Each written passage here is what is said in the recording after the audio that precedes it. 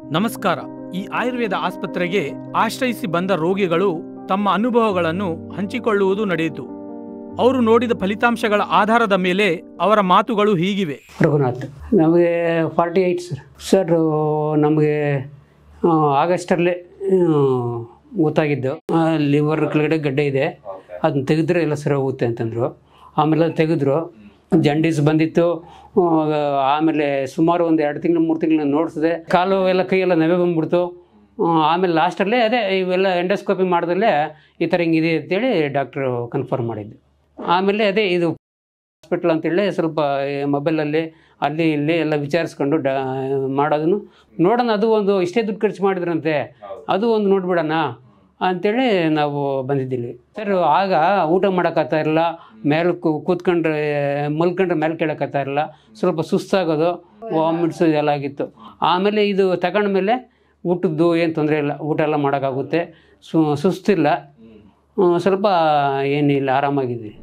ನನ್ನ ಹೆಸರು ಯಶೋಧರ ಲಕ್ಷ್ಮಿ ಅಂತ. ನಾವು ಕೊರಟಗೆರೆ ಅಂತ, ತುಮಕೂರು ಡಿಸ್ಟ್ರಿಕ್ಟು. ವಯಸ್ಸು 59.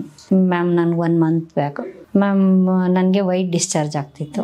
ವೈಟ್ ಡಿಸ್ಚಾರ್ಜ್ ಆಗ್ತಿದ್ರೆ ನಮ್ಮ ಫ್ಯಾಮಿಲಿ ಡಾಕ್ಟ್ರನ್ನ ಕನ್ಸಲ್ಟ್ ಮಾಡಿದೆ. ಅವರು ಗೈನಕಾಲಜಿಸ್ಟ್ ಹತ್ರ ಹೋಗಿ ಅಂದರು. ಅವ್ರ ಹತ್ರ ಹೋದೆ. ಅವರು ಒಂದು ಸ್ಕ್ಯಾನ್ ಹೇಳಿದ್ರು. ನಾನು ಪೆಟ್ ಸ್ಕ್ಯಾನ್ ರಿಪೋರ್ಟ್ ಬರಲಿ ಅಂತ ವೆಯ್ಟ್ ಮಾಡಿದೆ. ಇದನ್ನು ನಿರಂಜನ್ ದೇಶಪಾಂಡೆ ಅವರು ಒಂದು ಯೂಟ್ಯೂಬಲ್ಲಿ ನೋಡಿದಾಗ ನನಗೆ ಯಾಕೆ ಹೋಗಬಾರ್ದು ಅಂತ ಮನ್ಸಿಗೆ ಬಂತು. ಸರಿ ಅಂತ ಹೋಗೋಣ ಅಂತ ಡಿಸೈಡ್ ಮಾಡ್ಕೊಂಡು ಇಲ್ಲಿಗೆ ಬಂದು 6 ಮಂತ್ ಬ್ಯಾಕು ಸ್ವಲ್ಪ ಹಂಗಾಗ್ತಿತ್ತಲ್ಲ, ಸುಸ್ತಾಗೋದು. ನಮ್ಮ ತಂದೆ ತಾಯಿಗಿತ್ತು ಮ್ಯಾಮ್, ಆಗಿತ್ತಂತೆ ಅವರು ಅದರ. ಬಟ್ ನನಗೇನು ಅಷ್ಟು ಗೊತ್ತಿಲ್ಲ. ಬಟ್ ನಾನು ಚಿಕ್ಕವಳು. ಅವರು ಡೆತ್ ಆದಾಗ ಅವ್ರಿಗಿತ್ತು, ಅವ್ರಿಗೆ ಗರ್ಭಕೋಶುದ್ದೆ ಅಂತ ನಮ್ಮ ತಂದೆ ಹೇಳೋರು. ಯಾಕೆಂದರೆ ನಾವು ಹಳ್ಳಿಯಿಂದ ಬಂದಿರೋರಲ್ವರ, ನಮ್ಗೆ ಹಳ್ಳೀಲಿ ಏನು ಫುಡ್ ಸಿಗುತ್ತೋ ನಮ್ಗೆ ಅದೇ ನಮ್ಗೆ ಇಷ್ಟ ಆಗುತ್ತೆ. ಬೇರೆ ಈ ರೋಟಿ ದಾಲು ಆ ಥರದ್ದೆಲ್ಲ ಇಷ್ಟ ಆಗಲ್ಲ. ವೈಟು ಆಯಿತು, ಶುಗರು ಸ್ಟಾರ್ಟ್ ಆಯಿತು. ಆವಾಗ ಸ್ವಲ್ಪ ಸುಸ್ತು ಅನಿಸ್ತು ಮ್ಯಾಮ್.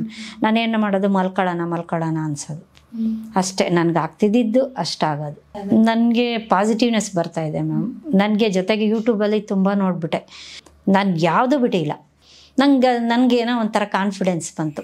ನೋಡಿದಿರ ಅಲ್ಲವೇ, ಅವರ ಮಾತುಗಳಲ್ಲಿ ಇರುವ ಆತ್ಮವಿಶ್ವಾಸವೇ ಆಯುರ್ವೇದ ಸಾಧಿಸಿರುವ ಯಶಸ್ಸು. ಅದೇ ರೀತಿ ಇನ್ನು ಹಲವರ ಜೀವನದಲ್ಲಿ ಆಯುರ್ವೇದ ಬೆಳಕನ್ನು ಚೆಲ್ಲಲು ನಿರಂತರವಾಗಿ ಪ್ರಯತ್ನ ಮಾಡುತ್ತಲೇ ಇರುತ್ತದೆ. ಧನ್ಯವಾದಗಳು.